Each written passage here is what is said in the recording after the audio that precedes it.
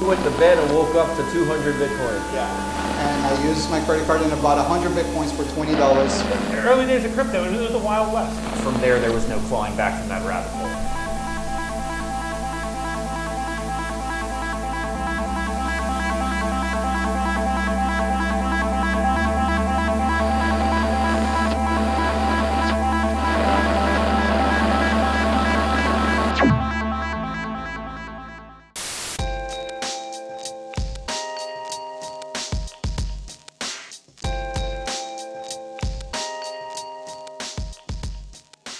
So we're here at the Bitcoin Mining Museum at Mining Disrupt right now, 2023.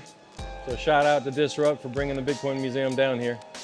But I wanted to introduce you guys to an OG miner, and he's down here from this area. We actually went near different high schools, but in the same area. So we kind of have the same background, which is kind of cool. But this is Antonio, how you pronounce your name? Oliveira? Oliveira. Sorry, excuse me. Yeah, my name is the Coin Dad. That's what everybody knows me by, but my real name is Tobias Barbier.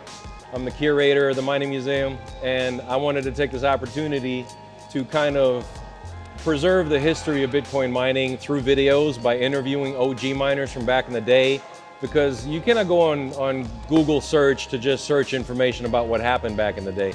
So I want to share stories of what they have and experienced back in the day, 2010, 2012, 13, 14 era.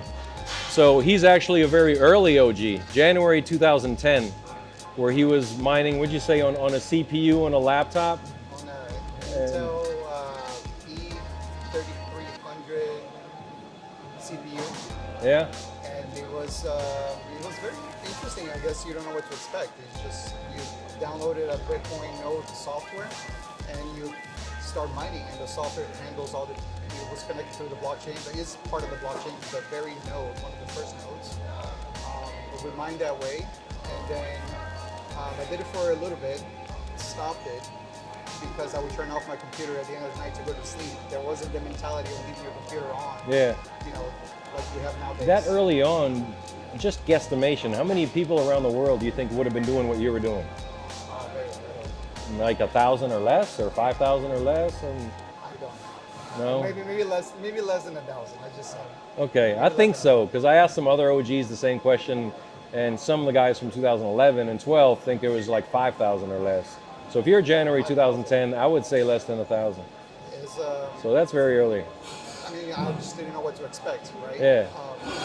And then after that phase, my younger brother was the one that actually introduced it to me. It was the very first time I heard was through my younger brother. We played a lot of video games together growing up in high school, and he needed to rent a server to play a Counter-Strike, to host his own gaming server for his friends to play with. Mm-hmm. And the person that was renting these servers back in those days wanted to get paid in Bitcoin and Bitcoin only. He didn't want to have PayPal or any other ways. He wanted to get paid in Bitcoin because it was new. And then, in essence, he gave me a step-by-step of what I had to do to buy it. I went to a website, I did the transaction. It had to be with a credit card. And I used my credit card and I bought 100 Bitcoins for $20 with the merchant fee. That was the price of that. And all those Bitcoins were used for the transaction to be able to rent. To help your brother. To help my brother out. And then, thanks, brother. And then after that time, my brother was coming up to me and said, "Bro, we should start mining, because remember those Bitcoins that we used, now it's valued more, now it's worth more, and it's growing." And he was telling me that it's going up in value. So then at that point, it already had upgraded for GPU mining. Mm-hmm. And I started using the GPU. So then you're now 2011? Still 2010. Okay. Still 2010, like late 2010, mid 2010, something like that. And then I used my GPU. I burned my power supply. Do you remember what kind? An NVIDIA GPU. I've always had NVIDIAs of sorts. Okay. No, it was an Intel GPU. An Intel? Probably an Intel GPU. Huh. I still have that computer, believe it or not, because I ended up getting, back then is when they came out with these acrylic computer cases that you can see through everything, and I still have that computer because it was so cool. Just because it looks cool. 100%. It had LED lights on it. It'll look cool in my museum too.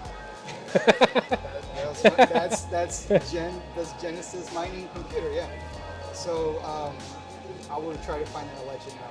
But then I used the GPU. I burnt my power supply. I had to convince my dad to help me change and get the proper power supply for that. And then I started mining a little bit more. And then eventually I saw the USB miners came into the market. I got into the So USB. did you ever have anything burn up? No, power supplies. Only power Only supplies? power supplies, thankfully, yeah. Okay. And then the USB miners came into the industry. I burnt a few USB miners because I didn't have fans on them. In the beginning, I would just put the USB miner on With the the USB port. U1s from The Bitmain? U1s. Yeah. The They didn't heatsink have was flat. fins on them. The heat sinks were flat, Yeah, so there yeah, wasn't yeah. a lot of way to dissipate the heat. And then the U2s, and then I fell in love with the U2s. I bought a lot of U2s. So you had a U2 farm. I had a U2 farm. That was super Probably looked nice with all the dots and LEDs flashing That was all over. really nice.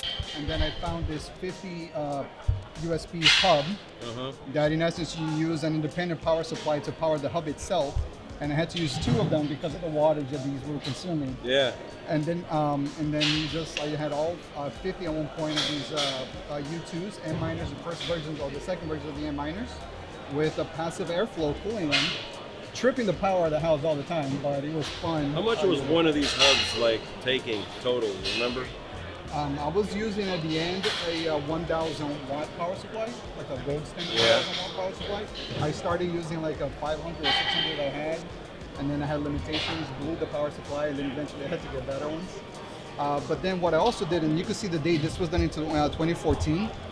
What I also started doing in 2014 was doing submersion. So I just got mineral oil, and I Kind started. of like the same era of the C1, right? The water cooled C1. Yeah, yeah.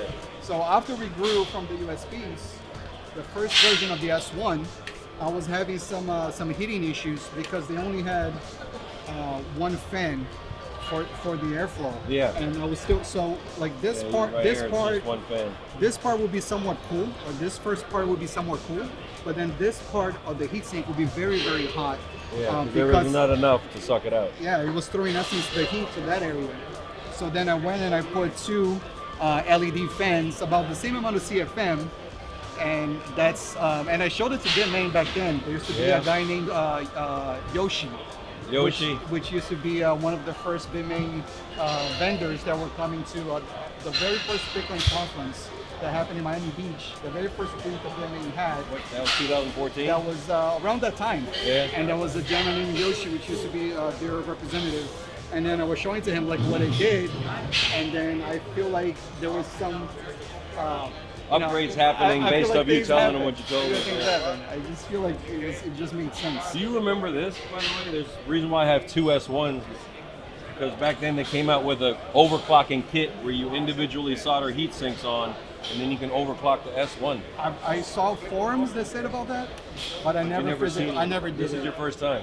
That was my first time seeing this one. This I is did so hard to evolve- find that. I did evolve from this one straight to the S2s. With the The funky S2 is there. with the S2s, that's Yeah. right, that's right. And then with the funky power supplies that they used to have here. Yeah, yeah, yeah. And then from there, I had a phase where I switched a little bit into the Litecoin mining because it kind of came into the market right after the Bitcoin market, after the USPs for the Bitcoin miners, you have Yeah. the Litecoin miners. And then With the back script into mining. Bitcoin again when the M-Miner S1 came out. Okay. And then from there on, I kind of stuck with all the models. You stuck, okay, so you continued mining the whole time. 100%. You didn't really stop. It never stops. So you stayed in this industry from the very beginning, literally. Yeah. That's kind of rare, I would say. There's not a lot of people still around from the early days that are still doing it. I mean, I have a lot that are on the advisory team for the museum, like 12 OG miners that are still around today. But in general, it's either, I heard stories of, family members that were like a wife that said, hey, no, you almost burned our house down, you're stopping right now. And then they actually stopped and regretted it. Stories like that. Oh But- yeah, that's like yeah. Yes. I didn't quit. Right, I didn't want to walk away as a failure, so to speak. If there was an issue, I tried to find what we had to do to fix and do it better. That's why all the containers and other things that I have done recently, it's just making a better version, trying to keep it going and add density. And I took it as a challenge, and that's where we are today. What's your background? Do you have any type of background that associates with the mining? Well, my my dad is an electronic engineer, and Okay, that grew up with explains your computers. drive then. Yeah, I grew up with computers since I was a child baby. I had the big CRT computers with the big floppy disks. I grew up with all that. Learned DOS when I was like not even like 7 years old. I was already playing with DOS. Nice. I was heavily involved into the beginning of the internet, 95, 96. Before the internet, BBS was a thing before internet. My dad also being in the industry, I knew and I understood how to maneuver around the BBS. And then the internet came into existence, and then I started doing some web designing for my dad and his companies. I've always kind of helped friends and family in the tech industry, in the internet service of sorts, and just kept evolving. So now, our generation at least, we got to see that entire spectrum of the internet growth, right? We never knew what the internet was going to be 95, 96, and you see what it is today, and we didn't know what Bitcoin mining was going to be in early 2010. Right. And look where we are today, and it's not even compared to what the internet is, right? But we still have a long way to go. What was your holy smokes moment when you realized that this is for real and you want to jump in head first and do this full time? When the adoption rate started growing, that adds more trust into the network. And the adoption rate is not just more people wanting to participate, it's actually utilization of the products and services, right? So when you see whole new forms of technology coming to fruition by using this technology, you're like, oh man, there's potential. I kind of want to stay with that mindset. I want to innovate. I want to help innovate more in the industry. That's kind of like what I'm trying to focus on. I see, how else could that be? What other venues that we can go? And I mean, as you see it, these things just keep growing. Right? Yes, and that's what these conferences do for me anyway, is also legitimize relationships with the network of people and kind of figuring out, ironing out scammers and stuff like that, because you feel that real vibe with somebody that's doing real things from them physically showing, their proof of work in real life. So yeah, I appreciate you coming over here to the Bitcoin Mining Museum, explaining your story. Like I said, our purpose is to start salvaging the history while people are still alive, to be honest with you. Because somebody could think about doing this 20 years from now, but a lot of OGs might not be around to have this type of discussion. So that's why I'm wanting to do this and tell your stories and preserve these stories from the past. So I really appreciate you coming down here and spending time with us. Great, thank you for having me. Appreciate it. Thank you so much.